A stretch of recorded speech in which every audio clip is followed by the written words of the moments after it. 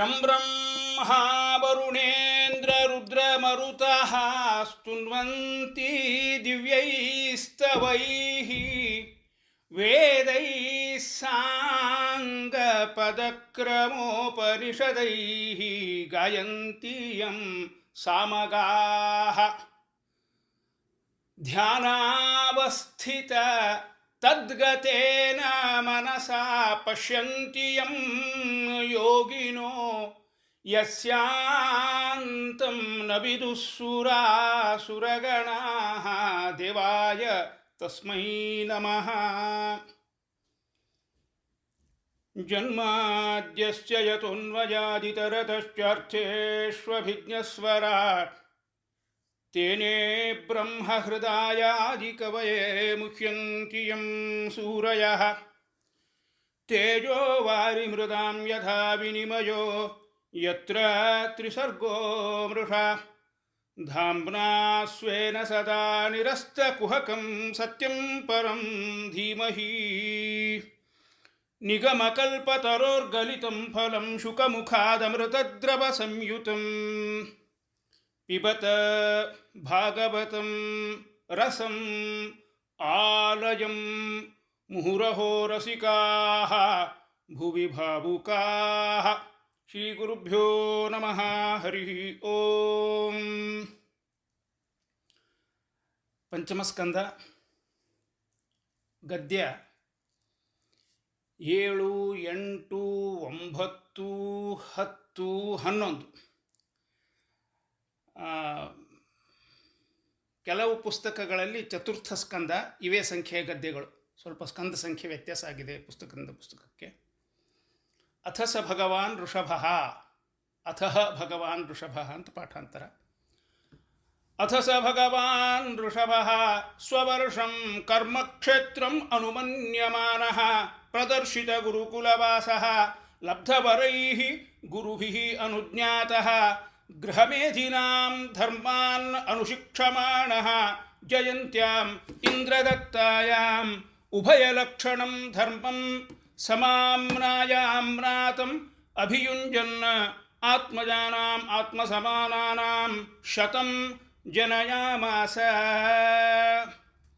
ಯೇಷಾಂ ಖಲು ಸಹ ಮಹಾಯೋಗಿ ಭರತಃ ಜ್ಯೇಷ್ಠಃ ಶ್ರೇಷ್ಠಗುಣಃ ಆಸೀತ್ ಏನೇದಂ ವರ್ಷಂ ಭಾರತಮಿತಿ ವ್ಯಪದಿಶಂತಿ. ಅರ್ಥ ನೋಡಿ.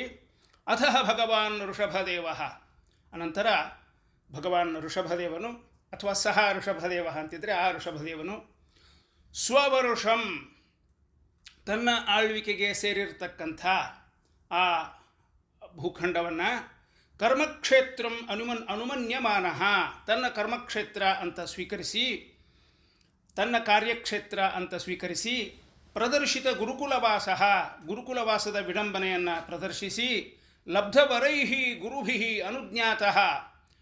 ನೆನಪಾಗ್ತಾ ಇದೆಯಾ? ಕೃಷ್ಣನ ಸಾಂದೀಪಿನಿ ಅನ್ನೋ ಗುರುಗಳ ಹತ್ರ ವಾಸ ಮಾಡಿದಾಗ ಗುರುಗಳಿಗೆ ಅನುಗ್ರಹ ಮಾಡಿದ ಶ್ರೀಕೃಷ್ಣ.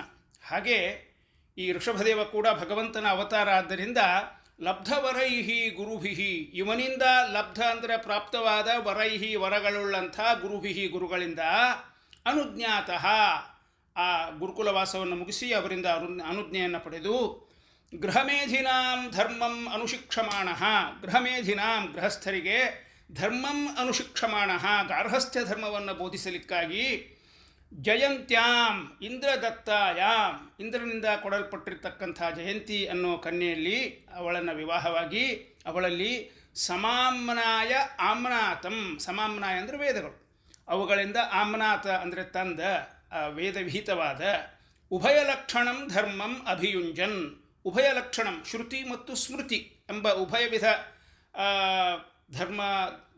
ಧಾರ್ಮಿಕ ಕರ್ತವ್ಯಗಳಲ್ಲಿ ನಿಯುಕ್ತನಾಗಿ ಅಭಿಯುಂಜನ್ ಆತ್ಮಜಾನಾಂ ಆತ್ಮಸಮಾನಾನಾಂ ಶತಂ ಜನಯಾಮಾಸ. ಆತ್ಮಜ ಅಂದರೆ ಮಕ್ಕಳು, ಬಹುವಚನ. ಆತ್ಮಜಾನಾಂ ತನಗೆ ಎಂಥವರವರು? ಆತ್ಮಸಮಾನಾನಾಂ ತನಗೆ ಸಮನಾದವರು ಅಂದರೆ ಗುಣಗಳಲ್ಲಿ ತನ್ನನ್ನು ಹೋಲತಕ್ಕಂಥ ಅಂಥ 100 ಮಕ್ಕಳನ್ನು ಶತಂ ಜನಯಾಮಾಸ 100 ಮಕ್ಕಳನ್ನು ಪಡೆದ. ಯೇಷಾಂ ಖಲು ಮಹಾಯೋಗಿ ಭರತಃ ಜ್ಯೇಷ್ಠ ಶ್ರೇಷ್ಠಗುಣ ಆಸೀತ್. ಯೇಷಾಂ ಯಾರಲ್ಲಿ ಮಹಾಯೋಗಿ ಖಲು, ಯಾವ ಜ್ಞಾನಿಗೆ ಈ ಭರತ ಪರಿಚಯ ಇಲ್ಲ, ಅಂಥ ಮಹಾಯೋಗಿಯಾಗಿರ್ತಕ್ಕಂಥ ಭರತ ಜ್ಯೇಷ್ಠ, ಈ 100 ಜನ ಋಷಭನ ಮಕ್ಕಳಲ್ಲಿ ಹಿರಿಯ, ಆ ಜ್ಯೇಷ್ಠನಾಗಿರ್ತಕ್ಕಂಥವನು ಮತ್ತು ಶ್ರೇಷ್ಠ ಗುಣಗಳಿಂದಲೂ ಶ್ರೇಷ್ಠ, ಜ್ಯೇಷ್ಠ ಪುತ್ರನೂ ಹೌದು, ಅಂಥ ಶ್ರೇಷ್ಠ ಗುಣ ಆಸೀತ್, ಗುಣಗಳಿಂದ ಶ್ರೇಷ್ಠನಾಗಿರ್ತಕ್ಕಂಥ ಭರತ ಎನ್ನತಕ್ಕಂಥ ಮಹಾಯೋಗಿ ಇದ್ದ. ಏನ ಇದಂ ವರ್ಷಂ, ಏನ ಯಾರಿಂದ, ಇದಂ ವರ್ಷಂ ಈ ಭೂಮಿ, ಭಾರತಮಿತಿ ವ್ಯಪದಿಶಂತಿ, ಭಾರತ ಭಾರತ ಅಂತ ಅವನಿಂದಾಗಿ ವ್ಯವಹರಿಸಲ್ಪಡ್ತದೆ. ತಾತ್ಪರ್ಯ ನೋಡಿ, ಸ್ಪಷ್ಟವಾಗಿದೆ ಅಂತ ಅಂದ್ಕೊಳ್ತೀನಿ. ಇಲ್ಲಿ ಒಂದು ಸ್ಪಷ್ಟೀಕರಣ ಅಗತ್ಯ. ಏನು ಅಂದರೆ, ಈ ಭಾರತ ಅನ್ನೋ ಶಬ್ದ ನಮ್ಮ ಪರಂಪರೆಯಲ್ಲಿ ಅನೇಕರಿಗೆ ಈ ಹೆಸರಿದೆ. ಈ ಕ್ಷಣಕ್ಕೆ ನೆನಪಾಗ್ತಿರೋ ಒಂದು ಕೆಲವು ಹೆಸರುಗಳನ್ನು ಹೇಳ್ತೇನೆ. ಗೀತೆಯಲ್ಲಿ ಕೃಷ್ಣ ಅರ್ಜುನನಿಗೆ ಮಾಡಿದ ಸಂಬೋಧನೆ ಭಾರತ ಅಂತ. ಶಾಕುಂತಲಾ ನಾಟಕದಲ್ಲಿ ಭರತ ಅನ್ನೋ ಪಾತ್ರ, ನಾಟ್ಯಶಾಸ್ತ್ರ ಪ್ರವರ್ತಕ ಭರತ ಮುನಿ, ರಾಮಾಯಣದಲ್ಲಿ ಬರೋ ಕೈಕೇಯಿಯ ಮಗ ಭರತ. ಈ ಭರತ ಅನ್ನೋ ಹೆಸರಿರ್ತಕ್ಕಂಥ ಅನೇಕರಲ್ಲಿ ಯಾರಿಂದಾಗಿ ನಾವಿರೋ ಭೂಖಂಡಕ್ಕೆ ಭಾರತ ಅನ್ನೋ ಹೆಸರು ಬಂತು, ಈ ಚರ್ಚೆ ಅನೇಕ ಸಂದರ್ಭಗಳಲ್ಲಿ ಬರ್ತದೆ. ಊಹಾಪೋಹ ಏನೇ ಇರಲಿ, ಇಲ್ಲಿ ಬಹಳ ಸ್ಪಷ್ಟವಾದ ಉಲ್ಲೇಖ ನೋಡ್ತೇವೆ. ಏನು, ಈ ಭರತನಿಂದಾಗಿ, ಋಷಭನ ಜ್ಯೇಷ್ಠ ಪುತ್ರನಾದ ಭರತನಿಂದಾಗಿ ಈ ಭೂಮಿಗೆ ಭಾರತ ಅನ್ನೋ ಹೆಸರು ಬಂತು.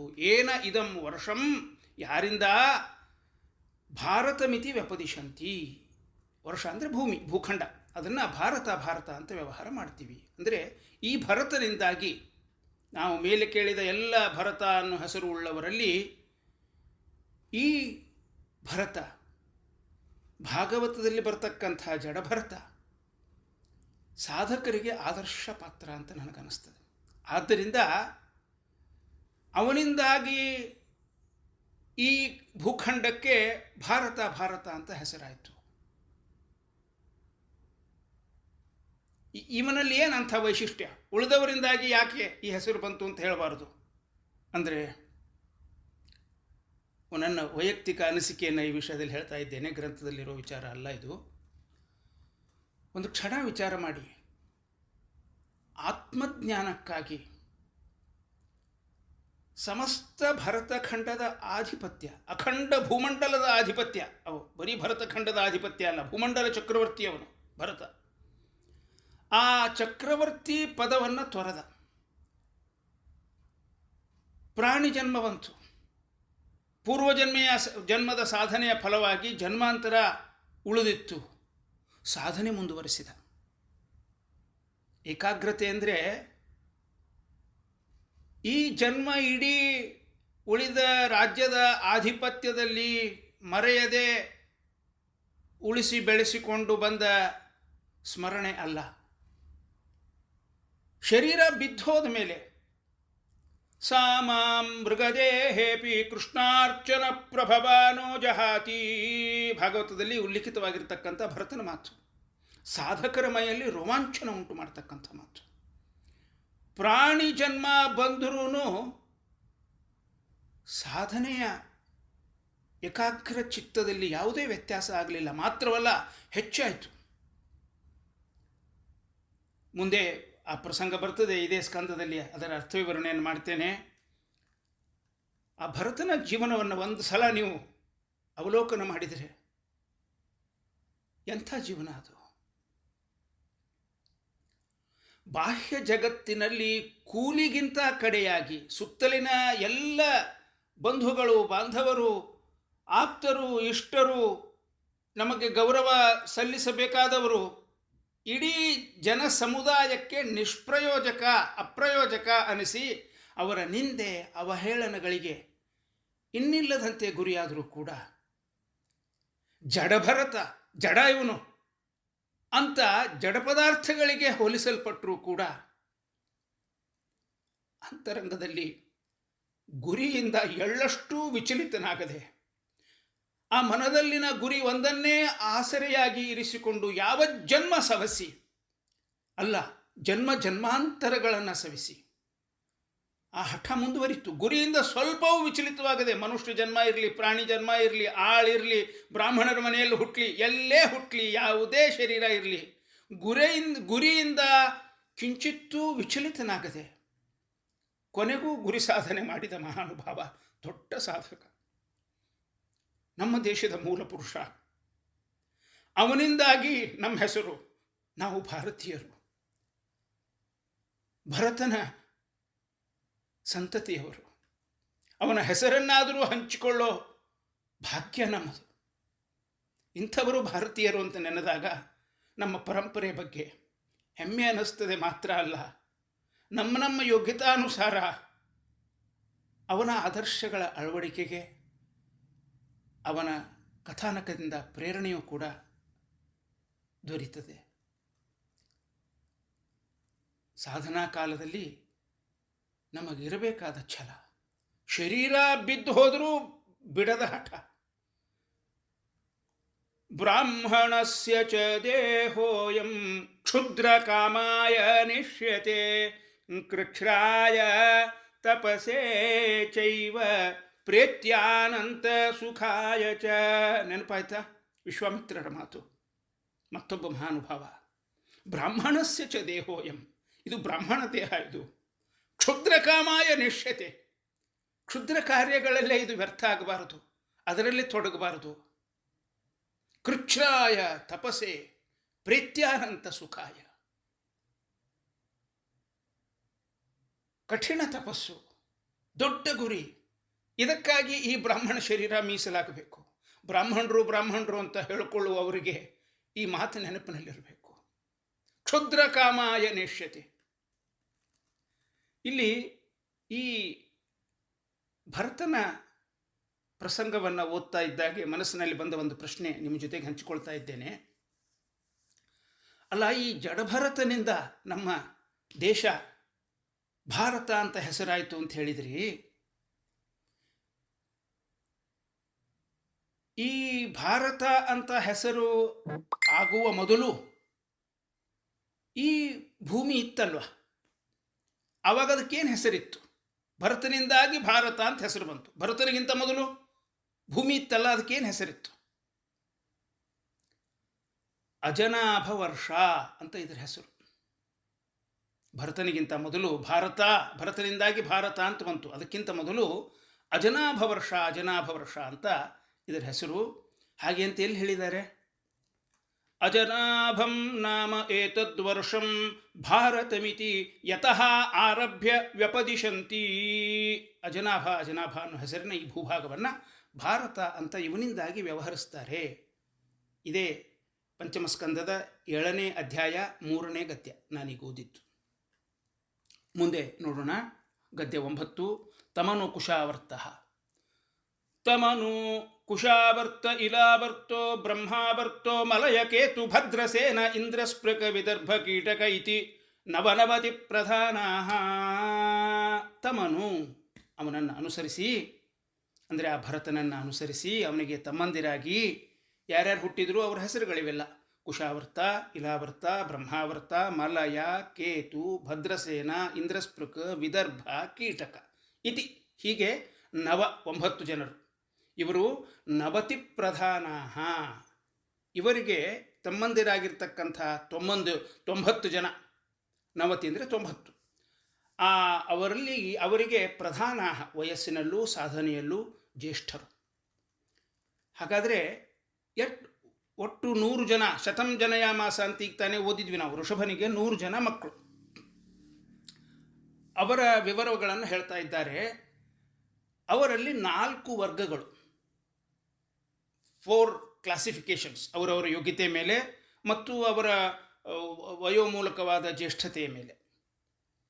ಮೊದಲನೇ ಕ್ಲಾಸ್, ಯುನೀಕ್ ಕ್ಲಾಸ್, ಅದರಲ್ಲಿ ಭರತ ಒಬ್ಬನೇ. ಭರತನಂತೆ ಇನ್ನೊಬ್ಬರಿಲ್ಲ. 2ನೇ ವರ್ಗದಲ್ಲಿ 9 ಜನ. 3ನೇ ವರ್ಗದಲ್ಲಿ ಮತ್ತೆ 9 ಜನರು. 4ನೇ ವರ್ಗದಲ್ಲಿ 81 ಜನರು. ಹೀಗೆ 4 ವರ್ಗಗಳನ್ನು ಮಾಡಿದರು. 1 + 9 1 ಭರತ, ಆಮೇಲೆ 9 ಜನ ನವದ್ವೀಪಗಳಿಗೆ ಅಧಿಪತಿಗಳು, 10 ಜನ ಆಯಿತು.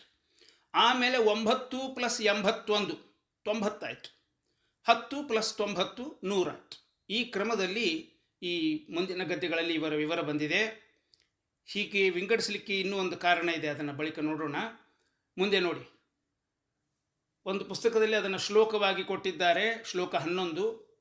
ನನ್ನ ವಿದ್ಯಾಪೀಠದ ಪುಸ್ತಕದಲ್ಲಿ ಅದನ್ನು ಒಂದು ಗದ್ಯದ ತರಹನೇ ಕೊಟ್ಟಿದ್ದಾರೆ. ಕವಿಹಿ ಅಂತ ಶುರುವಾಗ್ತದೆ. ಕವಿರ್ ಹರಿಹಿ ಅಂತರಿಕ್ಷ ಪ್ರಬುದ್ಧ ಪಿಪ್ಪಲಾಯನ ಆವಿರ್ಹೋತ್ರ ಅಥ ದ್ರುಮಿಳ ಚಮಸಃ ಕರಭಾಜನ ಅಂತ 9 ಹೆಸರುಗಳನ್ನು ಲಿಸ್ಟ್ ಮಾಡಿದ್ದಾರೆ. ಯಾರಿವರು? ಆ ಗದ್ಯ ಮುಂದುವರಿದ ಭಾಗ ನೋಡಿ. ಇತಿ ಭಾಗವತ ಧರ್ಮ ದರ್ಶನಾ ನವ ಮಹಾಭಾಗವತಾ ಸುಚರಿತಂ ಭಗವನ್ ಮಹಿಮೋಪಬೃಂಹಿತಂ ವಸುದೇವ ನಾರದ ಸಂವಾದಂ ಉಪಶಮ ಅಯನಂ ಉಪರಿಷ್ಟಾತ್ ವರ್ಣಯಿಷ್ಯಾಮಃ. ಉಪಶಮ ಆಯನಂ ಏನಿದು? ಇತಿ ಭಾಗವತ ಧರ್ಮ ದರ್ಶನಾ. ಇತಿ ಹೀಗೆ ಭಾಗವತ ಧರ್ಮ ದರ್ಶನಾ, ಭಾಗವತ ಧರ್ಮದ ದರ್ಶನ ಉಳ್ಳವರು ಅಥವಾ ಭಾಗವತ ಧರ್ಮವನ್ನು ಜನರಿಗೆ ದರ್ಶನ ಮಾಡಿಸುವವರು, ಮಹಾಭಾಗವತಾ ಮಹಾನುಭಾವರು. ಇವರು 9 ಜನ ಏನು ಮಾಡ್ತಾರೆ?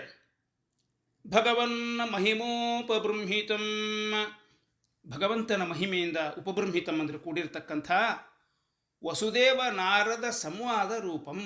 ವಸುದೇವ ಮತ್ತು ನಾರದ ಇವರಿಬ್ಬರ ಮಧ್ಯದ ಸಂವಾದ, ಸಂಭಾಷಣೆ, ಆ ಸಂಭಾಷಣೆ ರೂಪದಲ್ಲಿರ್ತಕ್ಕಂಥ ಉಪಶಮ ಆಯನಂ. ಉಪಶಮ ಅಂದರೆ ಸಂಸಾರ ದುಃಖವನ್ನು ಉಪಶಮನಗೊಳಿಸುವ ಅಂಥ ಅದಕ್ಕೆ ಆಯನ ಅಂದರೆ ಆಯತನ ಅಂತ ಅರ್ಥ. ಅದಕ್ಕೆ ಆಧಾರವಾಗತಕ್ಕಂಥ ಯಾವ ಕಥಾನಕ ಸಂಸಾರದ ದುಃಖವನ್ನು ಉಪಶಮನ ಮಾಡುತ್ತದೋ ಅಂಥ ಸುಚರಿತಂ ಇವರ ಶ್ರೇಷ್ಠ ಚರಿತ್ರೆಯನ್ನು ಉಪರಿಷ್ಟಾತ್ ವರ್ಣಯಿಷ್ಯಾಮಃ ಮುಂದೆ ವರ್ಣಿಸ್ತೇವೆ.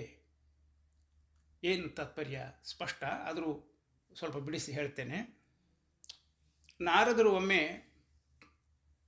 ವಸುದೇವನ ಮನೆಗೆ ಬರ್ತಾರೆ. ಆಗ ವಸುದೇವ ಅವರನ್ನು ಸತ್ಕರಿಸಿ, ಅರ್ಘ್ಯಪಾದ್ಯಾದಿಗಳಿಂದ ಸತ್ಕರಿಸಿ ಅವರನ್ನು ಕುರಿತು ಒಂದು ಪ್ರಶ್ನೆ ಮಾಡ್ತಾನೆ.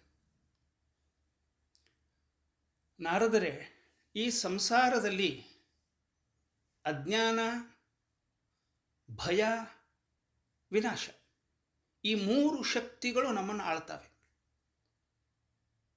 ಎಲ್ಲ ಜೀವಿಗಳು ಈ 3 ಶಕ್ತಿಗಳ ಆಳ್ವಿಕೆಗೆ ಒಳಗಾಗಿ ಒಂದು ದಿವಸ ವಿನಾಶದ ಗತಿಯನ್ನು ಹೊಂದುತ್ತವೆ. ಈ ಸಂಸಾರದ ಗತಿ ಹೀಗಿದೆ. ಇದರಿಂದ ಪಾರಾಗೋ ಬಗೆ ಏನು? ಉತ್ತರ ರೂಪವಾಗಿ ನಾರದರು ಜಾಯಂತೇಯೋಪಾಖ್ಯಾನ ಅಂತ ವಿಸ್ತಾರವಾಗಿ ಭಾಗವತದ ಏಕಾದಶ ಸ್ಕಂದ 2ನೇ ಅಧ್ಯಾಯದಲ್ಲಿ ನಿರೂಪಿತವಾಗಿದೆ. ಜಯಂತಿಯಲ್ಲಿ ಋಷಭನಿಗೆ ಜನಿಸಿದ ಮಕ್ಕಳು ಜಾಯಂತೆಯರು, ಅವರ ವಿವರ ಹೇಳ್ತಾ ಅವರಲ್ಲೂ ಆ 100ರಲ್ಲಿ ವಿಶೇಷವಾಗಿ ಕವಿ, ಹರಿ ಮುಂತಾದ 9 ಜನರು 9 ದ್ವೀಪಗಳಿಗೆ ಅಧಿಪತಿಗಳಾಗಿ ಆಳಿದರೂ ಕೂಡ ಮಹಾಜ್ಞಾನಿಗಳು. ಅವರು ಸ್ವಲ್ಪ ಸಂಕ್ಷಿಪ್ತವಾಗಿ ಹೇಳಿಬಿಡ್ತೇನೆ ಅದನ್ನು. ಒಮ್ಮೆ ನಿಮಿ ಅನ್ನೋ ರಾಜನ ಸತ್ರಕ್ಕೆ ಆಗಮಿಸ್ತಾರೆ. ಆ ರಾಜನಿಗೆ ಒಬ್ಬೊಬ್ಬರಾಗಿ 9 ಜ್ಞಾನಿಗಳು ಮಾಡಿದ ಉಪದೇಶ ವಿವರಗಳನ್ನು ನಾರದರು ವಸುದೇವನಿಗೆ ತಿಳಿಸ್ತಾರೆ. ಯಾಕೆ ತಿಳಿಸ್ತಾರೆ? ತನ್ಮೂಲಕ ವಸುದೇವನ ಪ್ರಶ್ನೆಗೆ ಉತ್ತರ ನೀಡ್ತಾರೆ.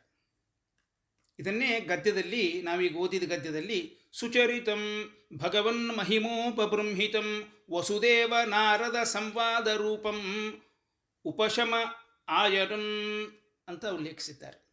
ಭಗವನ್ ಮಹಿಮೋಪೇತವಾಗಿರ್ತಕ್ಕಂಥ ವಸುದೇವ ನಾರದರ ಸಂವಾದದಲ್ಲಿರ್ತಕ್ಕಂಥ ಸಂಸಾರದ ದುಃಖಕ್ಕೆ ಉಪಶಮನವನ್ನು ನೀಡತಕ್ಕಂಥ ಸುಚರಿತಂ ಇಂಥ ಶ್ರೇಷ್ಠವಾದ ಚರಿತ್ರೆ ಅಂತ ಅದರ ಉಲ್ಲೇಖವನ್ನು ಇಲ್ಲಿ ಮಾಡಿದ್ದಾರೆ. ಇವರಲ್ಲಿ 9 ಜನರಲ್ಲಿ ಒಬ್ಬೊಬ್ಬರು ದೊಡ್ಡ ದೊಡ್ಡ ಜ್ಞಾನಿಗಳು. ಪ್ರಾಯ ನಮಗೆ ಎಲ್ಲರಿಗೂ ಪರಿಚಯ ಇರೋ ಕಾಯೇನ ವಾಚ ಮನಸೇಂದ್ರಿಯೈರ್ವ ಅನ್ನೋ ಪ್ರಾರ್ಥನೆ ಈ 9 ಜನರಲ್ಲಿ ಮೊದಲಿಗನಾದ ಕವಿ ಅನ್ನೋ ಜ್ಞಾನಿ ಉಪದೇಶ ಮಾಡಿರ್ತಕ್ಕಂಥ ಶ್ಲೋಕ ಅದು. ಹಾಗೆ ಆ 9 ಜನರು ಮಾಡಿರ್ತಕ್ಕಂಥ ಉಪದೇಶ, ಅದರಲ್ಲಿನ ಅನೇಕ ಶ್ಲೋಕಗಳು ಸುಭಾಷಿತಗಳಾಗಿ ಆಧ್ಯಾತ್ಮಿಕ ಜಗತ್ತಿನಲ್ಲಿ ಪ್ರಸಿದ್ಧವಾಗಿವೆ. ಏಕಾದಶ ಸ್ಕಂಧದ ದ್ವಿತೀಯ ಅಧ್ಯಾಯದಲ್ಲಿ ಈ ವಿವರವನ್ನು ಅಲ್ಲಿಗೆ ಬಂದಾಗ ನೋಡೋಣಂತೆ. ಮುಂದಿನ ಗದ್ಯ ನೋಡಿ. ಯವೀಯಾಂ ಸಹ ಏಕಾದಶೀತಿ ಜಾಯಂತೇಯಾಃ ಪಿತುರಾದೇಶಕರಾಃ ಮಹಾಶಾಲೀನಾಃ ಮಹಾಶ್ರೋತ್ರಿಯಾಃ ಯಜ್ಞಶೀಲಾಃ ಕರ್ಮವಿಶುದ್ಧಾಃ ಬ್ರಾಹ್ಮಣಾಃ ಬಭೂವುಃ. ಅರ್ಥ ನೋಡಿ. ಯವೀಯಾಂಸಃ ಮೇಲೆ ಹೇಳಿದವರಿಗಿಂತ ಚಿಕ್ಕವರು. ಯವೀಯಾಂಸಃ ಅಂದರೆ ಚಿಕ್ಕವರು. ಎಷ್ಟು ಜನ ಅವರು? ಏಕಾದಶೀತಿ 81 ಜನರು. ಜಾಯಂತೇಯಾಹ ಜಾಯಂತೇಯರು. ಜಾಯಂತೇಯರು ಯಾಕೆ? ಜಯಂತಿಯ ಮಕ್ಕಳು. ಜಾಯಂತೇಯಾಹ ಜಾಯಂತೇಯರು ಅಂತ ಹೆಸರುವಾಸಿಯಾದವರು. ಪಿತುಹು ಆದೇಶಕರಾಹ ತಂದೆಯ ಆಜ್ಞೆಯನ್ನು ಪಾಲಿಸಿದವರು. ಮಹಾಶಾಲೀನಾಹ ವಿನಯ ಸಂಪನ್ನರು. ಮಹಾಶ್ರೋತ್ರಿಯಾಹ ವೇದ ವಿದ್ವಾಂಸರು ಶ್ರೋತ್ರಿಯರು. ಯಜ್ಞಶೀಲಾಹ ನಿತ್ಯ ಯಜ್ಞ ಕರ್ಮರತರು ಅಥವಾ ಜೀವನವನ್ನೇ ಒಂದು ಯಜ್ಞದಂತೆ ನಡೆಸಿದವರು. ಕರ್ಮ ವಿಶುದ್ಧಾಹ ಸತ್ಕರ್ಮಗಳ ಅನುಷ್ಠಾನದಿಂದ ಅಂತಃಕರಣ ಶುದ್ಧಿಯನ್ನು ಸಂಪಾದನೆ ಮಾಡಿದವರು. ಹೀಗೆ ಬ್ರಾಹ್ಮಣಾಹ ಬಭೂವು ಬ್ರಾಹ್ಮಣರಾದರು, ಬ್ರಾಹ್ಮಣರು ಅಂತ ಅನಿಸಿದರು. ಏನು ತಾತ್ಪರ್ಯ? ಇಲ್ಲಿ ತಾತ್ಪರ್ಯಕ್ಕೆ ಹೋಗೋ ಮೊದಲು ಇನ್ನೊಂದು ಆಸಕ್ತಿಕರವಾದ ಅಂಶ ಇದೆ. ಆ ಭಾಗವತದ 11ನೇ ಸ್ಕಂದದಲ್ಲಿ ಈ ಎಲ್ಲ ಪ್ರತಿಯೊಂದು ಶಬ್ದದ ಅರ್ಥವನ್ನು ನಿರೂಪಣೆ ಮಾಡಿದ್ದಾರೆ. ಅವ್ರ ಹೆಸರನ್ನು ಉಲ್ಲೇಖ ಮಾಡಿದ್ದೇನೆ. ಸಂಕ್ಷಿಪ್ತವಾಗಿ ಆ ಶಬ್ದದ ಅರ್ಥಗಳನ್ನು ಹೇಳಿಬಿಡುತ್ತೇನೆ. ಅಂದರೆ ಅವು ಮನಸ್ಸಿನಲ್ಲಿ ಉಳಿತಾವೆ. ಬರೀ ಹೆಸರುಗಳು ಉಳಿಯೋದಿಲ್ಲ, ಅದರ ಅರ್ಥವು ಮನಸ್ಸಿಗೆ ಬರ್ತದೆ ಆ ಹೆಸರುಗಳನ್ನು ಹೇಳಿದಾಗ. ಕವಿ ಅಂದರೆ ಜ್ಞಾನಿ ಅಂತ ಅರ್ಥ. ಹರಿ ಅಂದರೆ ಅಜ್ಞಾನವನ್ನು ಹರಿಯುವವ, ಅಜ್ಞಾನವನ್ನು ಕಳೆಯುವವ, ಅಜ್ಞಾನವನ್ನು ಹರಣ ಮಾಡುವವ. ಅಂತರಿಕ್ಷ ಅಂದರೆ ಅಂತರ್ಜ್ಞಾನಿ. ಪ್ರಬುದ್ಧ ಅಂದರೆ ಜ್ಞಾನದಿಂದ ಪ್ರಬುದ್ಧ, ಜ್ಞಾನದಿಂದ ಉನ್ನತ ಮಟ್ಟವನ್ನು ಸಂಪಾದನೆ ಮಾಡಿದವ. ಪಿಪ್ಪಲಾಯನ ಪುಣ್ಯಕರ್ಮ ಫಲ ನೀಡುವ ಜ್ಞಾನಕ್ಕೆ ಆಶ್ರಯ. ಆವಿರ್ಹೋತ್ರ ಪ್ರಕಟಿತವಾದ ಪ್ರದರ್ಶಿತವಾದ ಕರ್ಮ ಮಾರ್ಗವುಳ್ಳವ. ದ್ರುಮಿಲ ಶೀಘ್ರವಾಗಿ ವೇದಾರ್ಥಗಳನ್ನು ಪ್ರಕಾಶನಗೊಳಿಸುವವ. ಚಮಸ ವೇದಾರ್ಥ ಪಾನ ಮಾಡಿದವ. ಕರಭಾಜನ ಅಂಗೈ ನೆಲ್ಲಿಕಾಯಿಯಂತೆ ವೇದಾರ್ಥ ಬಲ್ಲವ.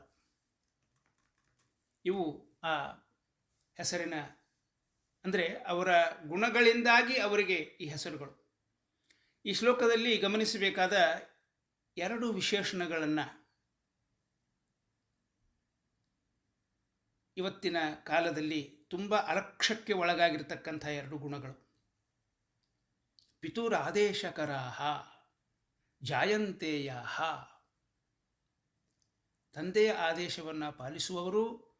ತಾಯಿಯಾದ ಜಯಂತಿ ಅವಳ ಇಷ್ಟಾರ್ಥಗಳನ್ನು ನೆರವೇರಿಸಿ ಅವಳ ಪ್ರೀತಿಗೆ ಪಾತ್ರರಾದವರು.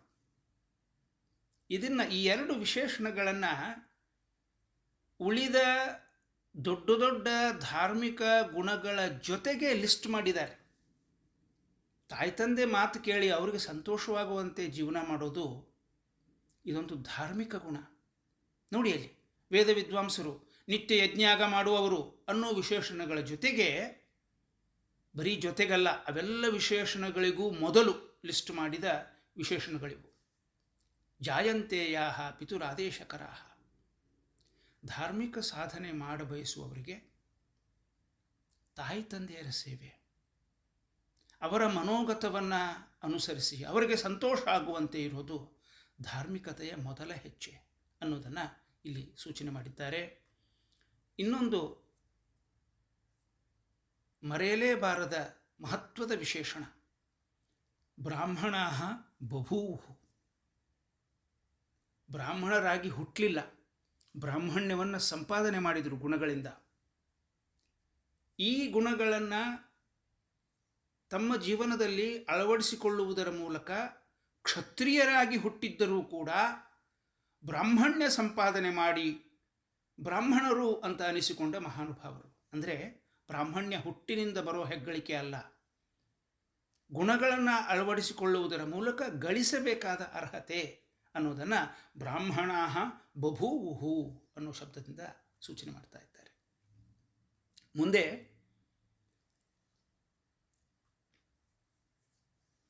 ಗದ್ಯ 16.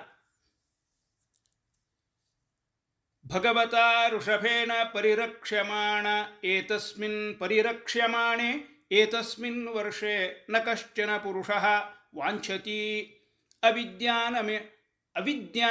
ಅವಿದ್ಯಮಾನ ಇವ ಆತ್ಮನಃ ಅನ್ಯಸ್ಮಾತ್ ಕಥಂಚನ ಕಿಮಪಿ ಕರ್ಹಿಚಿತ್ ಅಪೇಕ್ಷತೆ ಭರ್ತರಿ ಅನುಸವನ ವಿಜೃಂಭಿತ ಸ್ನೇಹಾತಿಶಯಮಂತರೇಣ.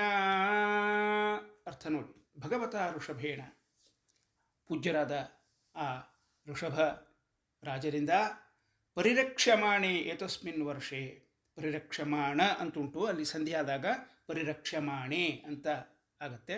ಪರಿರಕ್ಷ್ಯಮಾಣೆ ಏತಸ್ಮಿನ್ ವರ್ಷೆ, ರಕ್ಷಿಸಲ್ಪಡ್ತಕ್ಕಂಥ ಈ ಭೂಭಾಗದಲ್ಲಿನ ನ ಕಶ್ಚನ ಪುರುಷ, ಯಾವ ವ್ಯಕ್ತಿಯೂ ಕೂಡ ಭರ್ತರಿ ಒಡೆಯನ ವಿಷಯದಲ್ಲಿ, ಪ್ರಭುವಿನ ವಿಷಯದಲ್ಲಿ, ರಾಜನ ವಿಷಯದಲ್ಲಿ ಅನುಸವನಂ ಸದಾ ವಿಜೃಂಭಿತ ಸ್ನೇಹಾತಿಶಯಂ ಅಂತರೇಣ. ವಿಜೃಂಭಿತ ಅಂದರೆ ಅಭಿವ್ಯಕ್ತವಾದ, ಪ್ರದರ್ಶಿತವಾಗಬಹುದಾದ ಸ್ನೇಹಾತಿಶಯ, ಅತಿಶಯ ಸ್ನೇಹ, ಅದಕ್ಕೆ ಅಂತರೇಣ ಸ್ನೇಹಾತಿಶಯಂ ಅಂತರೇಣ, ಆ ಸ್ನೇಹಕ್ಕೆ ಹೊರತಾಗಿ ಕಿಮಪಿ ಏನನ್ನೂ ನ ವಾಂಛತಿ, ಇಚ್ಛಿಸ್ತಾ ಇರಲಿಲ್ಲ.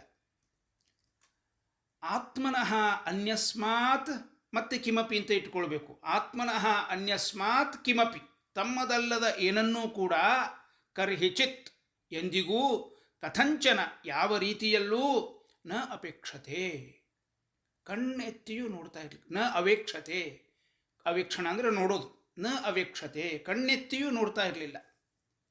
ಏನು ಒಟ್ಟು ತಾತ್ಪರ್ಯ? ಋಷಭ ಏನು ರಾಜ್ಯ ಪರಿಪಾಲನೆ ಮಾಡ್ತಾ ಇದ್ದ, ಅವನ ರಾಜ್ಯದ ಪ್ರಜೆಗಳು ಹೇಗಿದ್ದರು ಅನ್ನೋದನ್ನು ಈ ಗದ್ಯ ಹೇಳ್ತದೆ. ಯಥಾ ರಾಜ ತಥಾ ಪ್ರಜಾ ಅಂತ ಒಂದು ಗಾದೆ ಮಾತು.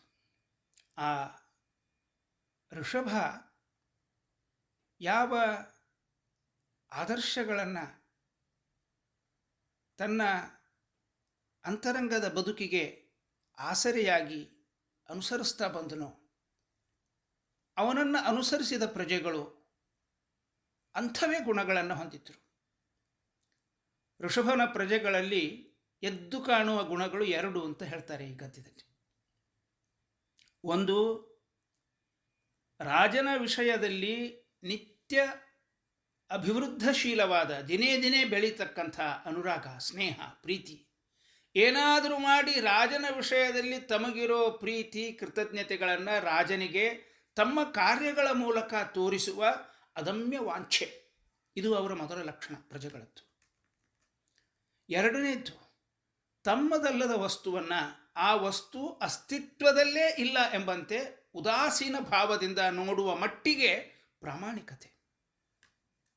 ಇದು ಋಷಭನ ಪ್ರಜೆಗಳ ಸ್ವಭಾವವೇ ಆಗಿತ್ತು ಅಂತ ಹೇಳ್ತಾರೆ.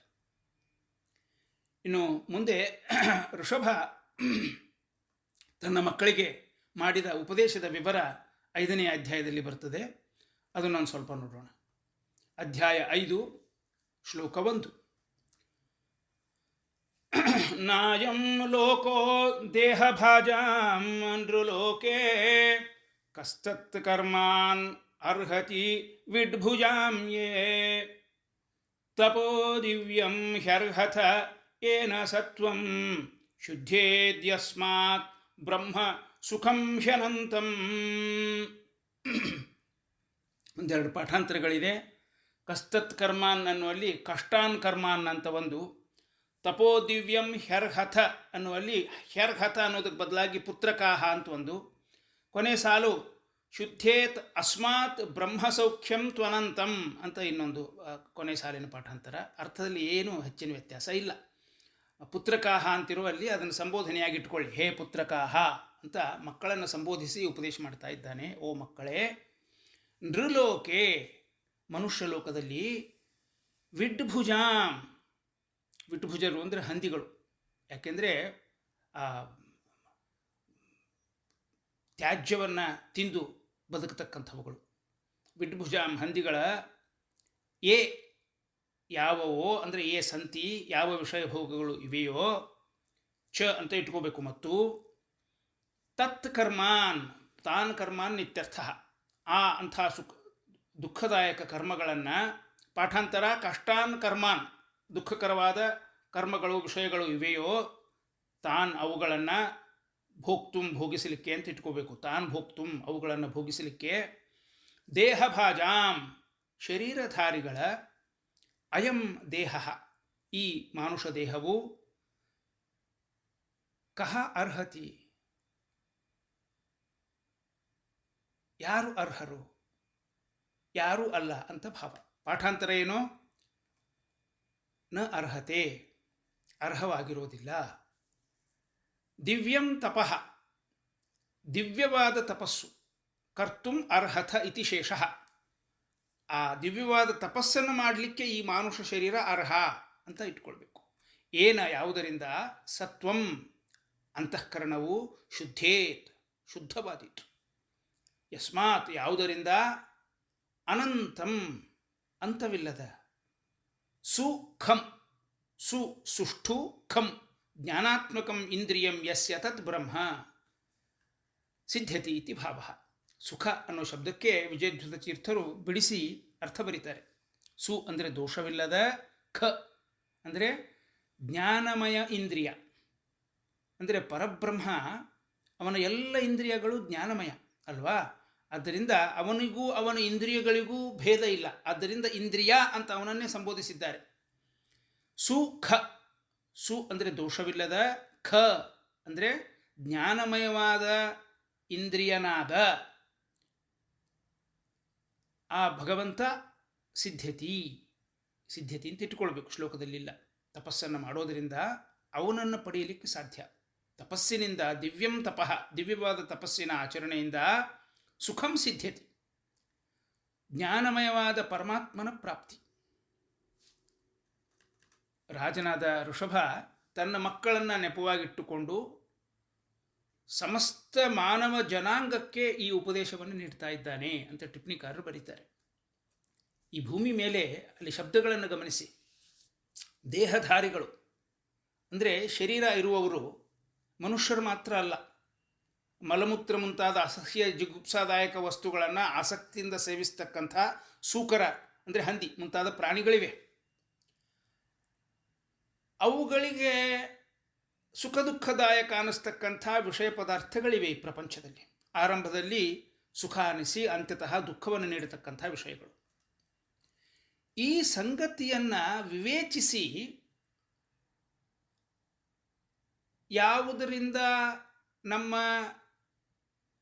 ಅಂತಿಮ ಸುಖ, ದುಃಖ ಅಮಿಶ್ರಿತವಾದ ಸುಖ ಅದು ಪ್ರಾಪ್ತವಾಗ್ತದೋ ಅದನ್ನು ಸೇವಿಸಬೇಕು.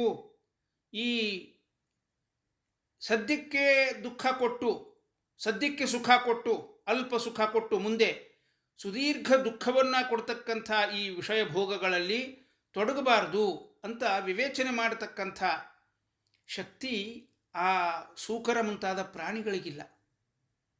ಬೌದ್ಧಿಕ ಸಾಮರ್ಥ್ಯ ಇರೋ, ಇದನ್ನು ಈ ಜೀವನದ ವಿಷಯ ಭೋಗಗಳನ್ನು ವಿಶ್ಲೇಷಿಸೋ ಶಕ್ತಿ ಇರೋ ಮನುಷ್ಯ ಬರೀ ದೇಹಧಾರಿಗಳಾದ ಆ ಪ್ರಾಣಿಗಳಂತೆ ವರ್ತಿಸಿ ಈ ಜೀವನವನ್ನು ಮುಗಿಸಬಹುದಾ? ನಾವೆಲ್ಲರೂ ದೇಹಧಾರಿಗಳು. ಆದರೆ ಅಯಂ ಈ ಮನುಷ್ಯ ಅನ್ನೋ ದೇಹಧಾರಿ ಆ ಮಲ ತಿನ್ನುವಂಥ ದೇಹಧಾರಿಗಳಿಗಿಂತ ಬೇರೆ ಆಗಬೇಡವಾ? ಹಾಗಾದರೆ ಏನು ಮಾಡಬೇಕು? ದಿವ್ಯಂ ತಪಃ, ತಪ ಆಲೋಚನೆ, ಆಲೋಚನಾಪೂರ್ವಕವಾಗಿ ಜೀವನದ ಮಾರ್ಗವನ್ನು ನಿರ್ಧರಿಸಿ ಕರ್ತವ್ಯ ಕರ್ಮಾಚರಣೆಯನ್ನು ಶ್ರದ್ಧೆಯಿಂದ ಮಾಡಿ ಅಂತಃಕರಣ ಶುದ್ಧಿಯನ್ನು ಸಂಪಾದಿಸಿ ತನ್ಮೂಲಕ ಜ್ಞಾನವನ್ನು ಪಡೆದು ನಿರ್ದುಷ್ಟ ಜ್ಞಾನಾನಂದಮಯನಾದ ಆ ಭಗವಂತನನ್ನು ಹೊಂದಬೇಕು. ಇದು ಈ ಶ್ಲೋಕದ ತಾತ್ಪರ್ಯ. ಮುಂದಿನ ಶ್ಲೋಕ 9. ಮಹತ್ಸೇವಾಂ ದ್ವಾರಮಾಹುರ್ವಿಮುಕ್ತೇ ತಮೋದ್ವಾರಂ ಯೋಷಿತಾಂ ಸಂಗಿ ಸಂಗಂ ಮಹಾಂತಸ್ತೆ ಸಮಚಿತ್ತಾಃ ಪ್ರಶಾಂತಾಃ ವಿಮನ್ಯವಃ ಸುಹೃದಃ ಸಾಧವೋ ಯೇ. ಪ್ರತಿಪದಾರ್ಥ ನೋಡಿ. ಮಹತ್ಸೇವಾಂ, ದೊಡ್ಡವರ ಜ್ಞಾನಿಗಳ ಸೇವೆಯು, ವಿಮುಕ್ತೇಹೇ ದ್ವಾರಂ, ಮೋಕ್ಷದ ದ್ವಾರ, ಇತಿ ಆಹುಹು, ಹೀಗೆ ಜ್ಞಾನಿಗಳು ಹೇಳ್ತಾರೆ. ಮತ್ತೇನು? ಯೋಷಿತಾಂ ಸಂಗಿ ಸಂಗಂ, ಯೋಷಿತಾಂ ಅಂದರೆ ಸ್ತ್ರೀಯರ, ಸಂಗಿ ಸಂಗ ಮಾಡುವವರ, ಅವರ ಸಹವಾಸ ಮಾಡುವವರ, ಸಂಗಂ ಸಹವಾಸ, ಸ್ತ್ರೀಯರ ಸಂಗ ಮಾಡುವವರ ಸಂಘ, ಅಂಥವರ ಸ್ತ್ರೀಯರ ಸಂಗ ಮಾಡುವ ಪುರುಷರ ಸಹವಾಸವು ತಮೋದ್ವಾರಂ, ಅಂಧಂತಮಸ್ಸಿಗೆ ದಾರಿ, ಇತಿ ಆಹು, ಹೀಗೆ ಜ್ಞಾನಿಗಳು ಹೇಳ್ತಾರೆ. ಸಮಚಿತ್ತಾಹ, ಸಮ ಎರಡರ್ಥ ಇದಕ್ಕೆ. ಸಮ ಅಂದರೆ ಬ್ರಹ್ಮ, ಅವನಲ್ಲಿ ಚಿತ್ತಾಹ, ಬ್ರಹ್ಮಣಿ ಚಿತ್ತಾಹ ಏಷಾಂತೆ ಸಮಚಿತ್ತಾಹ. ಸಮ ಅನ್ನೋ ಹೆಸರಿರ್ತಕ್ಕಂಥ, ಸಮಶಬ್ದ ವಾಚ್ಯನಾಗಿರ್ತಕ್ಕಂಥ ಬ್ರಹ್ಮನಲ್ಲಿ ಚಿತ್ತ ಇರಿಸಿದವರು ಸಮಚಿತ್ತರು. ಇನ್ನೊಂದು ಬ್ಯಾಲೆನ್ಸ್ಡ್ ಸ್ಟೇಟ್ ಆಫ್ ಮೈಂಡ್ ಅಂತ ಅರ್ಥ ಸಮಚಿತ್ತ ಅಂದರೆ. ಜೀವನದ ಆಗುಹೋಗುಗಳಿಂದ ಉದ್ರಿಕ್ತರಾಗದೇ ಇರುವವರು, ಸಮಾಧಾನ ಚಿತ್ತರು ಯಾವಾಗಲೂ. ವಿಮನ್ಯವಃ, ಮನ್ಯು ಅಂದರೆ ಸಿಟ್ಟು, ವಿಗತ ಮನ್ಯು ಅಂದರೆ ಸಿಟ್ಟನ್ನು ತೊರೆದವರು, ಕ್ರೋಧವನ್ನು ತೊರೆದವರು. ಕ್ರೋಧ ಅಂದರೆ ಕಾಮವು, ಯಾಕೆಂದರೆ ಅತೃಪ್ತವಾದ ಕಾಮವೇ ಕ್ರೋಧದಲ್ಲಿ ಪರ್ಯವಸಾನ ಆಗ್ತದೆ, ನಮಗೆಲ್ಲ ಗೊತ್ತಿದೆ. ಆದ್ದರಿಂದ ವಿಮನ್ಯವಃ, ಕ್ರೋಧವನ್ನು ತೊರೆದವರು ಅಂದರೆ ಕಾಮಕ್ರೋಧಾದಿಗಳನ್ನು ತೊರೆದವರು. ಅದರ ಪರಿಣಾಮವಾಗಿ ಪ್ರಶಾಂತಾಹ, ಪ್ರಶಾಂತರು. ಸಾಧವಃ, ಸಕಲರ ಹಿತವನ್ನು ಬಯಸುವವರು. ಏ ತೇ, ಯಾರೋ ಅವರು ಅಂದರೆ ಇಂಥವರು, ಮಹಾಂತಹ, ದೊಡ್ಡವರು. ಏನು ತಾತ್ಪರ್ಯ? ಜೀವನದಲ್ಲಿ ಯಾರನ್ನ ತೊರೆಯಬೇಕು, ಯಾರನ್ನು ಆಶ್ರಯಿಸಬೇಕು ಅನ್ನೋದನ್ನು ಈ ಶ್ಲೋಕದಲ್ಲಿ ಹೇಳ್ತಾ ಇದ್ದಾರೆ. ಸ್ತ್ರೀ ಸಂಘದಲ್ಲಿ ಲಂಪಟನಾದವನ ಸಂಘ ತೊರೆಯಬೇಕು. ಅಲ್ಲಿ ಸ್ತ್ರೀ ಸಂಘೀಯ ಸಂಘವನ್ನೇ ತೊರೆಯಬೇಕು ಅಂದಮೇಲೆ ಸ್ತ್ರೀ ಸಂಘ ತೊರೆಯಬೇಕು ಅನ್ನೋದನ್ನು ಪ್ರತ್ಯೇಕವಾಗಿ ಹೇಳಬೇಕಾಗಿಲ್ಲ. ಸ್ತ್ರೀ ಸಂಘವನ್ನು, ಸ್ತ್ರೀ ಸಂಘ ಮಾಡಿದವರ ಸಂಘವನ್ನು ತೊರೆಯಬೇಕು. ಇದು ಲಿಟ್ರಲ್ ಮೀನಿಂಗ್, ಶಬ್ದಶಃ ಅರ್ಥ. ಇಲ್ಲಿ ವಿಜಯಧ್ವಜ ತೀರ್ಥರು ಸ್ಪಷ್ಟೀಕರಣವನ್ನು ಕೊಡ್ತಾರೆ. ಸ್ತ್ರೀ ಅಂದರೆ ವ್ಯಭಿಚಾರಿ ಸ್ತ್ರೀ ಅಂತರ್ಥ, ಕುಲಟೆ ಅಂತರ್ಥ. ಅನ್ಯಥಾ ಶ್ರುತಿ ವಿರೋಧ ಬಂದೀತು ಅಂತ ಹೇಳ್ತಾರೆ. ಯಾಕೆಂದರೆ ಸ್ತ್ರೀ ಸಂಘವನ್ನೇ ಮಾಡಬಾರದು, ಸ್ತ್ರೀ ಸಂಘ ಮಾಡಿದವರ ಸಂಘ ಮಾಡಬಾರದು ಅಂದರೆ ಸಂಸಾರವನ್ನೇ ತಿರಸ್ಕರಿಸಿದ ಹಾಗೆ. ಸ್ತ್ರೀ ಸಂಘದಿಂದ ಮಕ್ಕಳು ಮೊಮ್ಮಕ್ಕಳು, ಈ ಸಂಸಾರ. ಅವರ ಸಂಘ ಮಾಡಬಾರದು, ಅವರ ಸಂಘ ಮಾಡಿದವರ ಸಂಘ ಮಾಡಬಾರದು ಅಂದರೆ ಸಂಸಾರವನ್ನೇ ನಿರಾಕರಿಸಿದ ಹಾಗೆ. ಆದ್ದರಿಂದ ಹಾಗರ್ಥ ಅಲ್ಲ. ಯಾಕೆಂದರೆ ಇವರು ವಿಜಯಧ್ವಜ ತೀರ್ಥರ ಮಾತು, ಅನ್ಯಥಾ ಯೋಷಿನ್ ಮಾತ್ರಸ್ಯಾಪಿ ಹೇಯತ್ವಂ ಪ್ರಸಜ್ಜೇತ. ಹೀಗೆ ಅರ್ಥ ಮಾಡದೇ ಇದ್ದರೆ ಸ್ತ್ರೀ ಸಾಮಾನ್ಯರಿಗೆ ಅಂದರೆ ಎಲ್ಲ ಸ್ತ್ರೀಯರಿಗೆ ಹೇಯತ್ವ ಅಂದರೆ ಅವ್ರನ್ನ ಬಿಡಬೇಕು ಅನ್ನೋ ಅರ್ಥ ಬಂದಿತ್ತು. ಹಾಗೆ ಅರ್ಥ ಮಾಡಿದರೆ ನ ಕಾಂಚನ ಸ್ತ್ರೀಯಂ ಪರಿಹರೇತ್ ಇತಿ ಶ್ರುತಿ ವಿರೋಧ ಸ್ಯಾತ್. ಸ್ವಕೀಯ ಸ್ತ್ರೀಯನ್ನು ತ್ಯಾಗ ಮಾಡಬಾರದು ಅನ್ನೋ ಶ್ರುತಿಗೆ ವಿರೋಧ ಬರ್ತದೆ. ಆದ್ದರಿಂದ ದುಷ್ಟ ಸ್ತ್ರೀ ಸಂಘ ಮಾಡಿದವರ ಸಂಘ, ಇದನ್ನು ತೊರೆಯಬೇಕು ಅಂತ ಅರ್ಥ. ಇನ್ನು ಎರಡನೇ ವಿಷಯ ಏನಿಲ್ಲಿ ಹೇಳಿದ್ದಾರೆ, ದೊಡ್ಡವರ ಸಂಘ ಮಾಡಬೇಕು. ಮಹಾಂತಹ, ಯಾರು ದೊಡ್ಡವರು? ದೊಡ್ಡವರು ಯಾರು ಅಂತ ಹೇಗೆ ತಿಳಿಬೇಕು ಅಂದರೆ ಸಮಚಿತ್ತಾಹ, ಪ್ರಶಾಂತಾಹ, ವಿಮನ್ಯವಃ, ಸುಹೃದಃ, ಸಾಧವಃ ಅಂತ 5 ಲಕ್ಷಣಗಳನ್ನು ತಿಳಿಸಿ ಇವರು ಮಹಾಂತಹ, ಇಂಥವರ ಸಂಘ ಮಾಡಬೇಕು ಅಂತ ಹೇಳಿದ್ದಾರೆ. ಇಲ್ಲಿ ಇನ್ನೊಂದು ಅಂಶ ಗಮನಿಸಬೇಕು. ಯಾರು ದೊಡ್ಡವರು, ಮಹಾಂತರು ಯಾರು ಅಂದರೆ ಯಾರು ಮಹತ್ತನ್ನು ಸದಾ ತಮ್ಮೊಳಗೆ ಧರಿಸಿರ್ತಾರೋ ಅವರು ಮಹಾಂತರು. ಮಹತ್ ಅಂದರೆ ಯಾವುದು? ಬೃಹತ್, ಮಹತ್ ಎರಡು ಸಿನೋನಿಮ್ಸವು. ಯಾವುದು ಅತ್ಯಂತ ದೊಡ್ಡದು ಜೀವನದಲ್ಲಿ, ಅದನ್ನು ಸದಾ ತಮ್ಮೊಳಗೆ ಧಾರಣೆ ಮಾಡಿದ ಮಹಾನುಭಾವರು, ಅವರು ದೊಡ್ಡವರು. ಮತ್ತು ಜೀವನದ ಎಲ್ಲ ಆಗು ಹೋಗುಗಳನ್ನು ಆ ದೊಡ್ಡದರ ಬೆಳಕಿನಲ್ಲೇ ನೋಡುವವರು. ಆ ದೊಡ್ಡದನ್ನು ಹೊಂದಲಿಕ್ಕೆ ಯಾವುದು ಅನುಕೂಲವೋ ಅದೆಲ್ಲ ದೊಡ್ಡದು, ಯಾವುದು ಪ್ರತಿಕೂಲವೋ ಅದೆಲ್ಲ ಹೇಯ, ತ್ಯಾಜ್ಯ, ಅನುಪಾದೇಯ. ಈ ದೃಷ್ಟಿಯಿಂದ ಜೀವನದಲ್ಲಿ ಅದಕ್ಕೆ ನೋಡ್ರಿ ದೊಡ್ಡವರು ಹೆಂಗಿರ್ತಾರೆ. ಈ ಕ್ಷುದ್ರ ಚಾಡಿಗಳು, ಸಣ್ಣ ಸಣ್ಣ ವಿಷಯಗಳು ತಮ್ಮ ಬುದ್ಧಿ ಒಳಗಡೆ ಅವುಗಳಿಗೆ ಜಾಗ ಕೊಡೋದೇ ಇಲ್ಲ ಅವರು. ನನ್ನ ಗುರುಗಳು ಪೇಜಾವರ ಶ್ರೀಪಾದಂಗಳವರು ನನ್ನ ಮನಸ್ಸಿನಲ್ಲಿ ಬರ್ತಿದ್ದಾರೆ ಈ ಮಾತು ಹೇಳುವಾಗ. ಎಲ್ಲ ತರಹದ ಜನಗಳು ಬಂದು ಎಲ್ಲ ತರಹದ ವಿಷಯಗಳನ್ನು ಅವ್ರ ಮುಂದೆ ಹೇಳೋರು.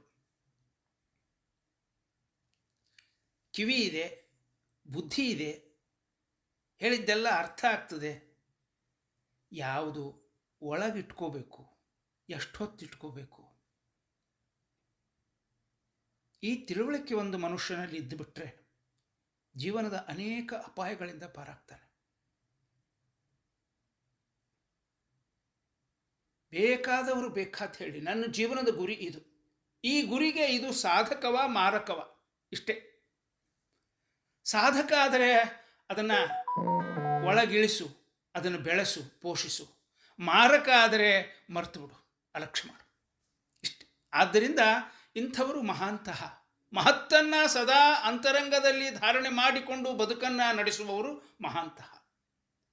ಇಂಥವರ ಸಂಘ ಮಾಡಬೇಕು. ನೋಡ್ರಿ, ಮಹಾರಾಜರಾದವರಿಗೆ ಬಹಳ ಮುಖ್ಯ ಇದು.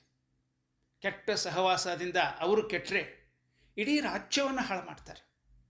ಆದ್ದರಿಂದ ಆ ಋಷಭ ಮಹಾರಾಜ ಸಿಂಹಾಸನದ ಮೇಲೆ ಕೂಡತಕ್ಕಂಥ ತನ್ನ ಮಕ್ಕಳಿಗೆ ಮಾಡಿರ್ತಕ್ಕಂಥ ಉಪದೇಶ, ಅವರನ್ನು ನಿಮಿತ್ತವಾಗಿರಿಸಿಕೊಂಡು ಸಕಲ ಜೀವಜಾತಿಯ ಉದ್ಧಾರಕ್ಕಾಗಿ ಮಾಡಿರ್ತಕ್ಕಂಥ ಉಪದೇಶ ಅನ್ನತಕ್ಕಂಥ ಈ ಸಂದೇಶದೊಂದಿಗೆ ಇವತ್ತಿನ ಈ ಅನುಸಂಧಾನವನ್ನು ಮುಕ್ತಾಯಗೊಳಿಸ್ತಾ ಇದ್ದೇನೆ. ಸಮಯ ಮುಗಿತಾ ಬಂತು. ಒಂದೆರಡು ವಿಷಯಗಳನ್ನು ಹೋದ ಸಲ ಮೊದಲು ಮಧ್ವಾಂತರಗತ ಶ್ರೀಕೃಷ್ಣ ಅರ್ಪಣಮಸ್ತು. ಶಶಿ ದೇಶಪಾಂಡೆ ಅವರು ಇದ್ದೀರಾ ಫೋನ್ ಮೇಲೆ? ಮತ್ತು ಮುರಳಿ ಅವರು.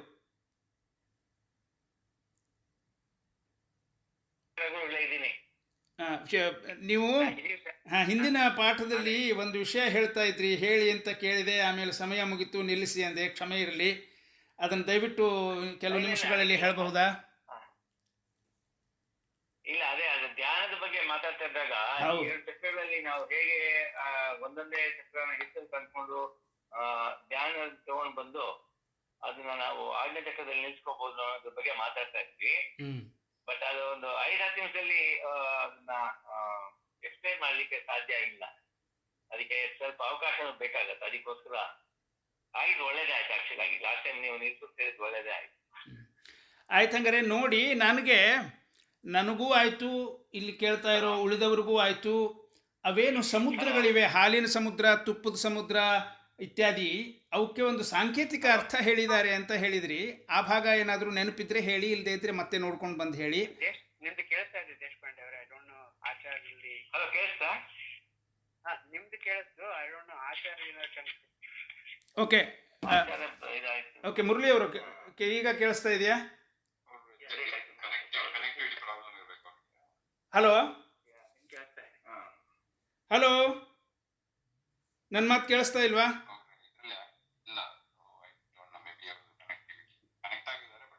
ಹಲೋ, ಅಯ್ಯೋ ದೇವ್ರೆ. Hello hello hello hello hello, ಈಗ ಕೇಳಿಸ್ತಾ ಇದೆಯಾ? ಏನೋ ಒಂಚೂರು ಇಂಟರ್ನೆಟ್ ಪ್ರಾಬ್ಲಮ್ ಇರಬೇಕು. ಇವಾಗ ಕೇಳಿಸ್ತಾ ಇದೆಯಾ? ಹಾಂ, ಏನಿಲ್ಲ, ನಿಮಗೆ ನೆನಪಾಗಿದ್ದರೆ ಅವಕ್ಕೆ ಸಾಂಕೇತಿಕ ಅರ್ಥ ಬನ್ನಂಜಿಯವರು ಏನು ಹೇಳಿದ್ದಾರೆ ಅನ್ನೋದನ್ನು ನಮ್ಮ ಜೊತೆಗೆ ಹಂಚ್ಕೊಳ್ಳಿ. ನನಗೂ ಉಳಿದವ್ರಿಗೂ ಅದನ್ನು ತಿಳ್ಕೊಳ್ಳೋ ಆಸೆ. ಆಮೇಲೆ ಇನ್ನೊಂದು ವಿಜ್ಞಾಪನೆ, ಮುರಳಿ ಅವರಿಗೆ ಅದು ಕ್ಯಾಸೆಟ್ ಏನಾರು ಸಿಕ್ಕಿದ್ರೆ ದಯವಿಟ್ಟು ಅದನ್ನು ಶೇರ್ ಮಾಡಿ. ಹಲೋ, ಅದು ಕ್ಯಾಸೆಟ್ ಹುಡುಕ್ತಾ ಇದ್ದೀನಿ ಆಚಾರ್ಯ. ಆಯಿತು ಆಯಿತು, ಆಗಲಿ ಆಗಲಿ ಆಗಲಿ ಸ್ವಲ್ಪ ಮಿಸ್ಪ್ಲೇಸ್ ಆಗಿದೆ. ಆಗಲಿ ಆಗಲಿ, ನಿಧಾನ ಮಾಡಿ, ಏನು ಅವಸರ ಇಲ್ಲ. ದೇಶಪಾಂಡೆ ಅವರು ನೆನಪ ಇದೆಯಾ ನಿಮಗೆ? ಅಲ್ಲ, ಅದೇ ಹೇಳಿದ್ನಲ್ಲ, ನೆನಪಿದೆ. ಬಟ್ ನಾನು 5-10 ನಿಮಿಷಕ್ಕೆ ಕಂಡೆನ್ಸ್ ಮಾಡಿ ಹೇಳೋದಕ್ಕೆ ಅದು ಸ್ವಲ್ಪ ನಾನು ಪಾಯಿಂಟ್ಸ್ ಮಾಡ್ಕೋಬೇಕಾಗುತ್ತೆ. ಆಯಿತು ಆಯಿತು, ನೆಕ್ಸ್ಟ್ ಕ್ಲಾಸ್ ಅಲ್ಲಿ ಹಂಚ್ಕೊಳ್ಳ. ಹಾಗೆ ಮಾಡಿ ನೆಕ್ಸ್ಟ್ ಕ್ಲಾಸ್ ಅಲ್ಲಿ ಹಂಚ್ಕೊಳ್ತೀನಿ. ಆಯ್ತು ಆಯ್ತು, ಹಾಗೆ ಮಾಡಿ ಇಟ್ ವಿಲ್ ಗೋ ಆಫ್ ಇದು. ಹಾಂ, ಆಯ್ತು ಆಯ್ತು ಆಯ್ತು. ಆಮೇಲೆ ಇನ್ನೊಂದು ವಿಷಯ, ಹೋದ ಸಲ ಕ್ಲಾಸ್ನಲ್ಲಿ ನೀವು ಇದ್ದಿದ್ದಿಲ್ಲ, ಮುರಳಿ ಅವರು ಇದ್ದೀರಾ? ಇದೆ ಸರ್. ಹಾಂ ಹಾಂ ಹಾಂ ಹಾಂ, ನೀವು ಇರಲಿಲ್ಲ ಆವಾಗ. ಇದನ್ನು ನಾನು ಹೇಳಬೇಕು ಅಂತ ನೋಟ್ ಮಾಡ್ಕೊಂಡು ಬಂದಿದ್ದೆ, ಅದನ್ನು ಹೇಳ್ತಿದ್ದೀನಿ. ಒಂದು ಪ್ರಶ್ನೆ ಕೇಳಿದ್ರಿ ನೀವು. ಮೊದಲನೇ ಅಧ್ಯಾಯದಲ್ಲಿ 17-18ನೇ ಶ್ಲೋಕ, ಭಯಂ ಪ್ರಮತ್ತಸ್ಯ ಅಂತ ಒಂದು ಶ್ಲೋಕ, ಯಷಟ್ ಸಪತ್ನಾನ್ ಅನ್ನೋ ಒಂದು ಶ್ಲೋಕ. ಈ ಶ್ಲೋಕ ಹೇಳಿದವರು ಯಾರು? ಭಗವಾನ್ ಉವಾಚ ಅಂತ 11ನೇ ಶ್ಲೋಕಕ್ಕೆ ಮೊದಲಿದೆ. ಇಲ್ಲಿ ಭಗವಾನ್ ಅಂದರೆ ಪರಮಾತ್ಮ ಅಂತ ಅರ್ಥ ಅಲ್ವಾ ಅಂತ ನೀವು ಕೇಳಿದ್ರಿ. ನಾನು ಬ್ರಹ್ಮ ಅಂತ ಹೇಳಿದ್ದೆ ಭಗವಾನ್ ಅಂದರೆ. ಅದಕ್ಕೆ ಶ್ಲೋಕ ಇದೆ ಇಲ್ಲಿ ಅಂತ ಹುಡುಕಾಡಿದೆ, ಆವಾಗ ಕೂಡಲೇ ಸಿಗಲಿಲ್ಲ, ಫೋನ್ ಇಟ್ಟ ಮೇಲೆ ಸಿಕ್ತು. ಆ ಉತ್ತರ ಈಗ ನಿಮ್ಮ ಜೊತೆಗೆ ಹಂಚಿಕೊಳ್ತಾ ಇದ್ದೇನೆ.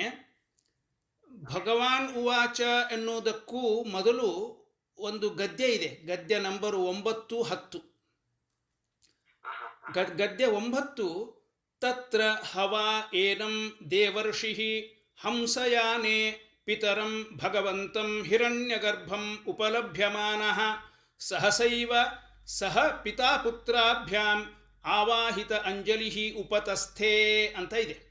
ಈ ಗದ್ಯ ನಾನು ಪಾಠ ಮಾಡಿಲ್ಲ, ಆದರೆ ಇಲ್ಲಿ ನಮಗೆ ನಿಮ್ಮ ಪ್ರಶ್ನೆಗೆ ಉತ್ತರ ಇದೆ, ಅದಕ್ಕೆ ಹೇಳ್ತಾ ಇದ್ದೇನೆ. ಈ ಗದ್ಯಕ್ಕೆ ವಿಜಯಧ್ವಜ ತೀರ್ಥರು ಅರ್ಥ ಬರಿತಾ, ಹವಾ ಇತ್ಯೇತೌ ಗದ್ಯವಾಕ್ಯಾಲಂಕಾರಾರ್ಥೌ ಇತಿಹಾಸ ಶ್ರದ್ಧಾತಿಶಯ ಜನನಾರ್ಥೌ ವ ತತ್ರ ತಸ್ಯಾಂ ಅವಸ್ಥಾಯಾಂ ಹಂಸಯಾನೆ, ಇದು ನಮಗೆ ಬೇಕಾಗಿರೋ ವಿಷಯ, ಹಂಸಯಾನೆ ಪಿತರಂ ಭಗವಂತಂ ಹಿರಣ್ಯಗರ್ಭಂ ಉಪಲಭ್ಯಮಾನಃ ಅನ್ನೋ ಶಬ್ದಕ್ಕೆ ಹಂಸಯಾನ ಲಕ್ಷಣೇನ ಸ್ವಪಿತರಂ ಚತುರ್ಮುಖಂ ಅರ್ಥವಾಯ್ತಲ್ಲ.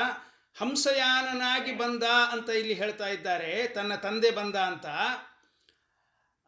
ಹಂಸಯಾನ ಅನ್ನೋ ಲಕ್ಷಣವನ್ನು ಹೇಳಿದ್ದರಿಂದ ಸ್ವಪಿತರಂ ಚತುರ್ಮುಖಂ, ತನಗೆ ತಂದೆಯಾಗಿರ್ತಕ್ಕಂಥ ಚತುರ್ಮುಖಂ ಬ್ರಹ್ಮದೇವರನ್ನ ಉಪಲಭಮಾನಃ ಪಶ್ಯನ್ ದೇವರ್ಷಿಃ ನಾರದಃ ಶಿಷ್ಯ ಶಿಕ್ಷಣಾಯ ಪೂರ್ವಂ ಉಪವಿಷ್ಟಃ ಸಹಸೈವ ಚಟಿತೇವ ಪಿತಾಪುತ್ರಾಭ್ಯಾಂ ಸಹ ಸ್ವಯಂಭುವ ಪ್ರಿಯವ್ರತಾಭ್ಯಾಂ ಸಹ ಬದ್ಧಾಂಜಲಿ ಉಪತಸ್ಥೆ ಅಂತ.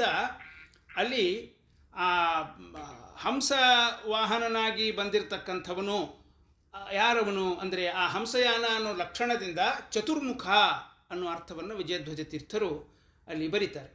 ಮುಂದೆ ಕೂಡ ಇನ್ನೊಂದು ಗದ್ಯ 10,